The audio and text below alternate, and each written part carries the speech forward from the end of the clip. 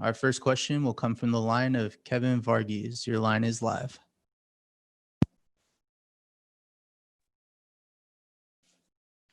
Hey, Georgie, how you doing? Good, My doing good. big question is how have you been handling the training camp with the whole coronavirus been going on? I've been handling really well, man. I don't watch TV. I don't listen to the media. Uh, I got back from Ireland. I took a week off, and I was back in the gym and just training, getting better. Uh, for this fight, are you going to be taking any different approaches with your opponent or not? My approach with every fight is to finish him, so it doesn't change anything up. Just gonna go out there and look for a finish. So if you win this fight, what do you plan on doing next? I plan on coming back in 2 weeks and fighting her again, but if they keep me busy, man, I want to fight at least 4 times. So there's few 50 fighters on my list, so I would like to get hold of them. Georgie, thanks and good luck this Friday, all right? Thank you, bro. Our next question comes from Steve Jewin. Your line is live.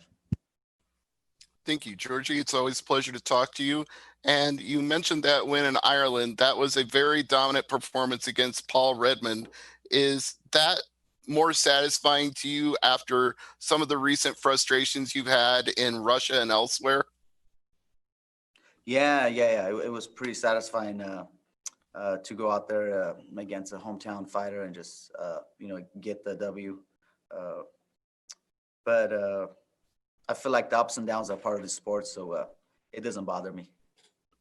I understand that. But speaking of those ups and downs, you are a former champion from your World Series of Fighting days. Is that something that you're looking forward to, getting back into contention in Bellator? Because you've been there before. Of course. Pitbull is the 55, 45-pound champion. I don't see myself anytime soon going back to 45. But after this fight, I don't think I should be in any title contentions. There's a lot of guys. There's a few guys ahead of me. But I keep stacking up some wins, and I think the title will come soon. That's fair. And you said that you had a few names on your list and that you'd like to stay really active. Can you give us at least one of those names that you'd like to fight next? One of those guys actually on the same card. He's fighting the main event. So his name is Ben Henderson. So we'll see how that fight goes. But he fought my training partner, Saeed Awad, and I feel like I match up with him really well. He's a great fighter, but he's one of them. All right. Well, hopefully that fight's coming your way, and we look forward to seeing how you do on Friday. Thank you very much. Thank you. All right, our next question comes from Ben Keeley. Your line is live.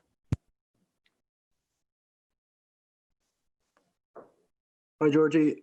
So when you're in Dublin, I understand your wife had a baby the night you fought Paul Redmond. So can you just describe me how that happened? I know you only found out on the night, or was it after the fight you found out? Yeah, so as soon as the fight was done, I pretty much FaceTimed my mother-in-law because she was there with her, and she had the baby like literally like an hour after the fight. So yeah. Oh wow. So how has fatherhood been like? Is this your first child? This is my third one. It was a boy, Okay. So no more kids for me. I have 2 daughters and I have a baby boy, so that's it. Maybe I'll go chop my little thing so I don't have many babies, but yeah, no more kids for me. I know your friends got into some sort of altercation in a kebab shop in Dublin as well. Can you explain to me what happened there too? Yeah, they were. So the second night we were in Ireland, they went out and they were like a group of guys. I think they were like 16, 17 years old.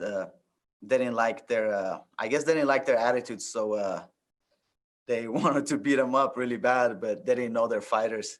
But, my corners, they kept it professional because I don't think they want to get in a fight with them.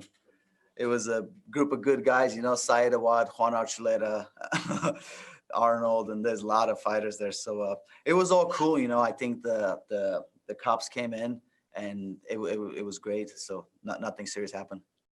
God, they dodged a bullet there. Did you develop any new hobbies under the lockdown measures? Or are you busy training?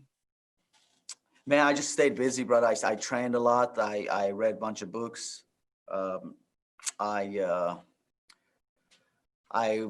work with my kids. We're gardening a lot. We're outside a lot, playing soccer with my kids. It's weird. I feel like the one thing I benefited is just I was really close with my family and my kids, but I got connected in a weird way. And yeah, it was good. And one last question for me. Why Benson Henderson? Why do you single him out as the person you want to fight? I think I match up pretty well with him.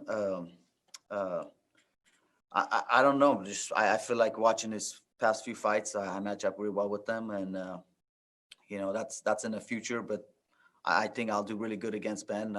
Just nothing but respect to him, and yeah. But I feel like I match up good. All right, thank you so much. Thank you. Our last question comes from Kevin Varghese. Your line is live. Hey, Georgie, I have one last question for you. So in the post-fight press conference for Bellator 242, Aaron Pico was asked about, possibly fighting AJ McKee, and he put it to the side that AJ will be moving up to 155.